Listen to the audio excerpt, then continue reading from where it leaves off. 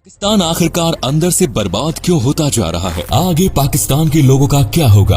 और कंगारू आखिर अपने बच्चे को जन्म कैसे देता है? प्रेगनेंसी नहीं होती 9 महीनों बल्कि होती है 30 दिनों की। और क्या कभी आपने ऐसा मिलिट्री टैंक देखा है जो कि अपने आप हो जाता है गायब? और बुल और राइनो में से आखिर ज्यादा ताकतवर कौन है? और एक 18 साल की लड़की ने की कार की चोरी, फिर जब सजा मिली तो क्यों रोने लगी उसकी माँ? जानने के लिए बने रहिए वीडियो के एंड तक। नंबर 1, हमारा पड़ोसी देश यानी कि पाकिस्तान अंदर से जल रहा है, यानी धीरे धीरे खत्म होता जा रहा है। यहाँ के पेट्रोल पंप में पेट्रोल नहीं है, यहाँ लोगों के पास पैसे नहीं है और महंगाई इतनी ज्यादा तेजी से बढ़ रही है कि अब सब्जियां भी सोने के दाम बिक रही है। और दूसरी ओर जो सिविल वॉर चल रहा है उसके बारे में तो क्या ही कहना। इन सब चीजों ने वहाँ के आम नागरिकों की जिंदगी को नर्क बना दिया है और इन सब का कारण है पॉलिटिकल इंस्टेबिलिटी।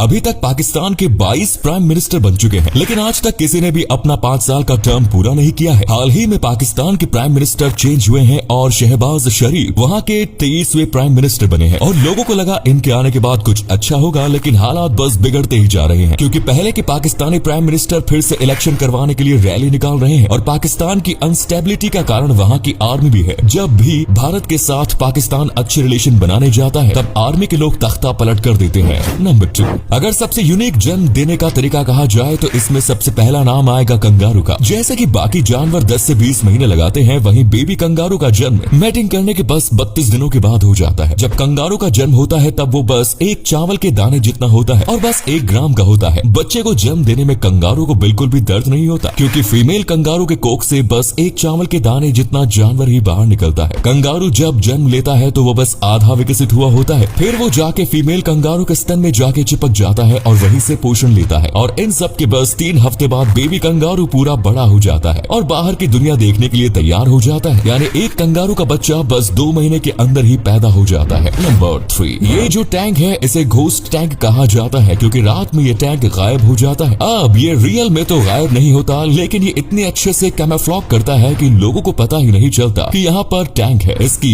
ये कैमोफ्लेज करने की टेक्निक बहुत ही ज्यादा यूनिक है और कमाल की है। ये रात के साथ दिन में भी कैमोफ्लेज कर सकता है और अगर जंगल में या फिर कहीं पर भी थोड़ा भी अंधेरा है तो इस टैंक को देख पाना बहुत ही ज्यादा मुश्किल। पर इस टैंक का आविष्कार गलती से हुआ था। स्वीडन के मिलिट्री रिसर्चर्स एक ऐसा टैंक बनाना चाहते थे जो कि बहुत ज्यादा लाइट वेट हो और बहुत ही खतरनाक गोलियों को फायर कर सके, लेकिन उनसे घोस्ट टैंक बन गया। पर वो अपने काम से नाराज बिल्कुल भी नहीं है, क्योंकि ये पहले वाला आइडिया से भी ज्यादा अच्छा था। ये टैंक बहुत ही ज्यादा पावरफुल है और ये थोड़ी बहुत पानी, बर्फीले और कैसे भी लैंडफॉर्म में चल सकता है। नंबर 4, बुल और राइनो में से ज्यादा ताकतवर कौन है? राइनो देखा जाए तो बुल से हर एक मामले में ताकतवर है। राइनो बुल से ज्यादा बड़ा है, उसकी चमड़ी ज्यादा ताकतवर है, साथ ही उसके पास एक बहुत ही ज्यादा धारदार सींग है और इसीलिए जब भी राइनो और बुल की फाइट होती है तो राइनो हर बार उसे पछाड़ देता है और ये जानते हुए भी बुल हमेशा राइनो से टकराता रहता है। आप इस वीडियो में देख सकते हैं कैसे राइनो का एक ही हमला बुल के लिए काफी था। एक बार में ही बुल उल्टा गिर गया, साथ ही राइनो एक साथ 2 बुल को भी आसानी से संभाल सकता है। इस वीडियो में ये राइनो बुल के ऊपर बहुत ही ज्यादा गुस्सा था और इसीलिए वो कंटिन्यू बुल के ऊपर हमला करता जा रहा था। एक दूसरा बुल भी इस लड़ाई के बीच आया,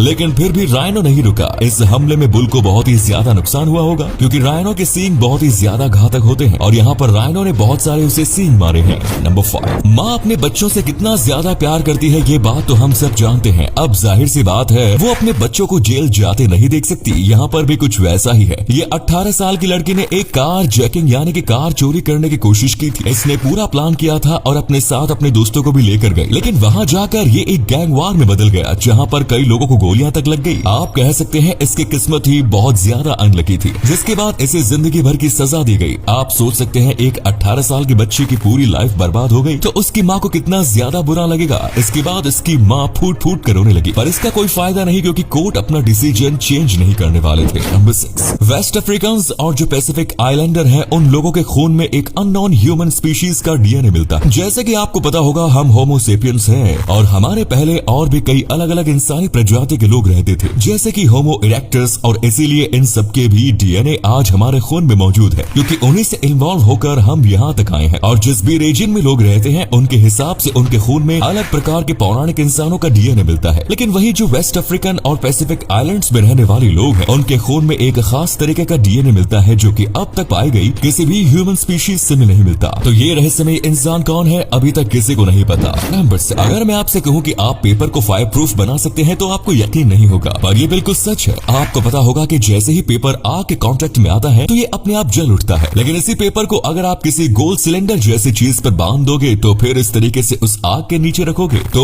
वो बिल्कुल भी नहीं जलेगा, क्योंकि आग की जो गर्मी है वो सब लकड़ी सोख लेगी और पेपर को जलने से रोकेगी। लेकिन कुछ देर हो जाने के बाद ये पेपर धीरे धीरे काला पड़ जाएगा और राख बन जाएगा और अभी भी इसमें आग नहीं लगेगी। वो तो बस गर्मी की वजह से इसके अंदर का पानी या फिर मॉइस्चर सूख जाएगा और एक काले डस्ट में तब्दील हो जाएगा। वाकई में विज्ञान कमाल का है। नंबर 8, ये बात आप लोगों को मालूम होगी कि अंग्रेजों ने सबसे पहले अपनी फैक्ट्री सूरत में लगाई थी, पर इससे पहले की कहानी आपको नहीं मालूम होगी। दरअसल अंग्रेजों ने अपने एक आदमी को भारत पर निरीक्षण करने के लिए भेजा। वो चाहते थे कि पूरे भारत को अच्छी तरह से जान लिया जाए, फिर उसके बाद भारत में जाकर अपनी फैक्ट्रियां लगाई जाए। फिर 1835 में एक आदमी यहाँ पर निरीक्षण करने के लिए आया जिसका नाम था लॉर्ड मैकाले, जिसने पूरे भारत को अच्छी तरह से घूमा। फिर उसने अपने ब्रिटिश पार्लियामेंट को एक पत्र लिखा और उसने उस पत्र में कहा कि पूरे भारत में एक भी भिखारी नहीं है और भारत में एक सूरत ऐसी सिटी है जिसकी संपत्ति यूरोप के अन्य देशों से भी ज्यादा है और यहाँ पर लगभग 7,32,000 गुरुकुल है और इनकी एजुकेशन सिस्टम को बर्बाद करना होगा, तभी हम भारत पर अपना कब्जा कर पाएंगे। फिर अंग्रेजों ने इंडियन एजुकेशन एक्ट को लागू किया जिसमें सभी साधुओं को जिंदा जला दिया गया और बहुत सारे अत्याचार साधुओं पर किए। उसके बाद अंग्रेज भारत में आकर अपना साम्राज्य बसाने लगे। धन्यवाद।